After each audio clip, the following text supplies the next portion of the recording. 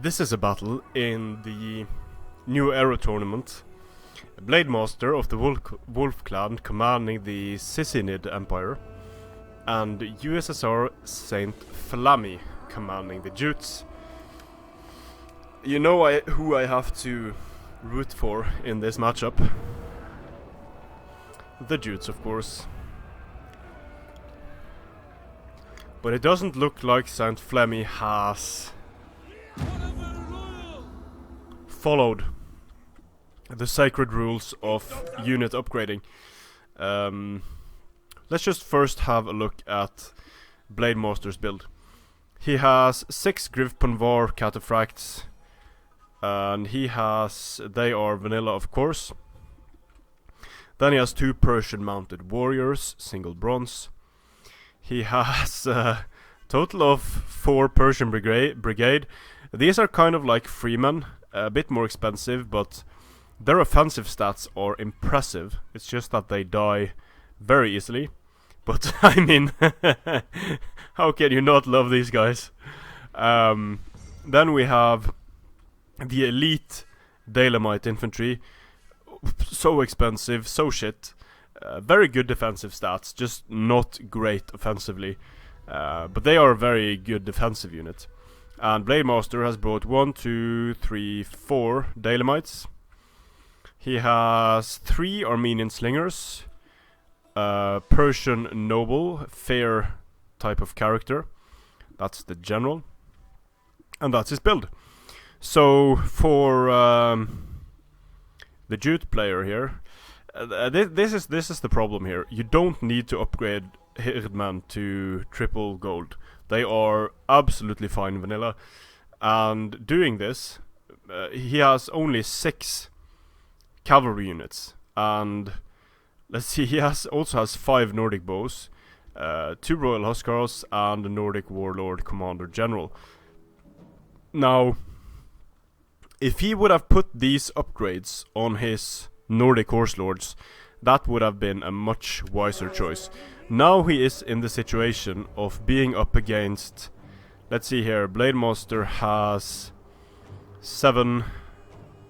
8 cavalry units, yeah. So he didn't have 6 Grifponvar, he only has 5 Grifponvar. But he has 8 cavalry units, and only 6 cavalry units on the field for Saint Flemmy. He is also in the difficult situation of being outranged by the Armenian slingers of Blademaster. Armenian slingers are going to eat these slingers alive. And being now, the thing is though that Saint Flemmy isn't completely outmatched in cavalry. If Blademaster doesn't get good charges with his Grifponvars, the Nordic Horse Lords are going to do very well against them. But the problem is that since Blademaster has so many units, it's going to be much easier for Blademaster to support the cavalry fight than it is going to be for Saint Flemmy. The Armenian slingers should be in range fairly soon, and these Royal Huskars, they are going to die so quickly to Armenian slingers using precision. Flaming shot being used here by the Nordic bows. Not a great use of flaming shot. This is a good use of flaming shot, shooting at the Persian mounted warriors,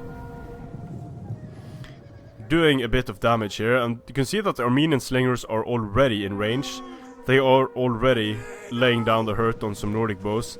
I'm not sure that's a good target for them though, because the Nordic bows are just so amazingly cheap. That's the best thing about them. They are so cheap, and they are basically not worth wasting ammo on.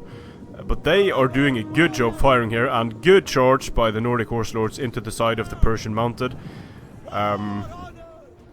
So getting the better engagements early on here is Saint Flemmy. But he is running the risk of just getting overwhelmed by the numerical superiority of Blademaster. It looks like he's going to be able to stop a charge here. He's not going to be able to do so in the center here. We have the Herdmother in shield wall. It's going to help them a bit, but see, just look at how quickly they die to the cavalry charges. They are not going to be able to hold here. The same is going to be true over here. They're not going to be able to hold. And this is why I do not like upgrading infantry. The infantry can get destroyed in seconds by cavalry. That is not true for melee cavalry. So upgrading melee cavalry would have been much better in this instance, I think, for St. Flammy, because now he's just getting overwhelmed by Blademaster, even though Blademaster is doing really weird stuff with his infantry in the center here. The elite Elamites are starting to rush in. And they would die to Herdmen in wall, but now the Herdmen are just getting cycle charged into oblivion by the very dangerous Griffon-Var cataphracts. Winning on the flanks here due to the support of Persian Brigade is Blademaster, and now he's going to be able to pour in from multiple angles here and just completely destroy the Jute line. Definitely a numbers advantage here for Blademaster from the start. The Armenian slingers are getting some nice kills. Probably not cost effective unless all of those kills are on Huskarls. The Huskarls are doing a lot of damage in the blob here, but they don't really like engagements like this. Just no really high value targets, and just getting spammed by cheap units like Persian Brigade. They're going to get a lot of kills, but they're also going to die. The Nordic Horse Lords starting to die due to just being drowned in a sea of Sassanid cavalry and infantry here. The Royal Huskarls are holding their own, but this is a problem. The general, the very weak Nordic warlord, is taking friendly fire. Persian nobles are fighting against him. He's getting attacked by elite Elamites, but Blademaster has to pull out and deal with these Nordic bows because there's just way too many Nordic bows to... he can't accept being fired upon on his general this much.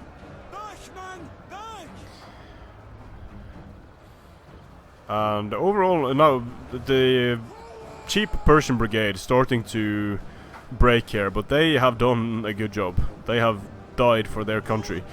Here comes the Persian mounted warriors. I really like these units. They're going to wreck some Nordic bows here. The Persian nobles doing well against Herdmen in the center. Griffon-Var rushing in and finishing off some Nordic horse lords. And yep, this looks like this is very close to being a wrap in favor of Blademaster and the Sissynids. I really think that you're putting yourself at a severe disadvantage if you upgrade your infantry to triple gold and if you don't bring the maximum allowed of cavalry. It's going to be very hard to both bring elite infantry, like Flammy did here, and upgrade infantry. That combination is a very dangerous combination, especially if you're at a cavalry disadvantage, either in terms of quality or in terms of numbers. In this battle, it wasn't necessarily the quality that was the problem for Flammy. It was more the quantity, and Persian mounted, they do so well when they're able to go into skirmishes like this. And here the Persian nobles racking up the kills against Herdmen. And more cavalry charges, just destroying the units. Look at how quickly these units are dropping. This is why it's so risky to be at a cavalry disadvantage. The Nordic warlord is holding out in the center, but it's just prolonging the inevitable here. Blademaster did a good job with the Sissynids. He definitely had the stronger army in this case. And this is how things end then for the Jutes. But I am going to good game to both players. Congratulations to Blademaster for advancing. Massive kills here on basically everything for Blademaster did well. The only questionable thing about Blademaster's build, in my opinion, the Armenian slingers. 3 Armenian slingers, not quite sure about that. However, it did work for him. The Armenian slingers did get some nice kills. Now, in terms of the Jutes, one of my favorite factions, and in terms of a build that I would have liked to see against the Sissynids, Nordic Radiator, bring the herdmen, but bring them vanilla. Bring some Nordic horse lords, bring the maximum amount allowed, so I guess that would be 6 under these tournament rules. Now, you are at a slight disadvantage because you don't have other good cavalry options. That is a significant problem. The Viking Raider Cavalry, I probably would have brought Viking Raider Cavalry to deal with infantry, and to stop enemy cavalry, just to have the cavalry. Then I would have put upgrades on the Nordic Horse Lords, probably up to single gold or some such. The remaining funds could be spent on either 2 of the cheap Nordic bands or 2 Nordic bows. This is a build that I would have felt fairly confident in using against the Sissynids. If you want to go be a bit more ballsy, then bringing Nordic spears instead of the extra cavalry could be a possibility, and then bringing some additional Nordic bows. If you don't want to bring Nordic bows, but just want to protect, have a lot of infantry to throw around and to stop enemy cavalry, then this could be useful. Could allow you to bring more upgrades on your Nordic horse lords. So with the Jutes, I think you kind of have to you have to either support your cavalry with cheap units like these Nordic bound. Do not underestimate the power a single javelin volley from these guys can have when followed up by the Nordic horse lords, who also have a javelin volley.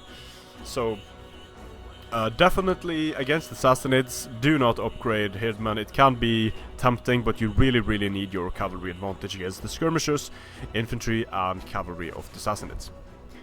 Strength and honor.